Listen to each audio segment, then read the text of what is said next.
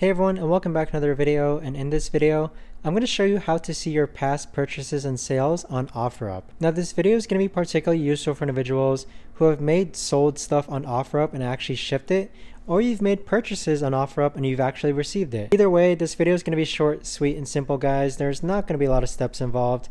But what you're first going to do is that you're going to click on the OfferUp app. Next, on the upper right hand corner, you want to click on your profile icon. Then from here, you want to scroll down to where it says purchases and sales. So as you can see, you have two different tabs here. Right now, this right here is blurred out, but you can see that this is my accounts tab.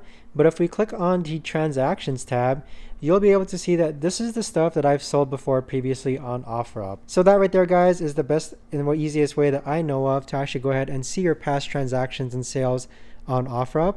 If you guys know of a better or easier way to actually do this, let me know in the comments down below. I would love to know. Thanks so much for watching, everyone, and I'll see you guys all in the next video.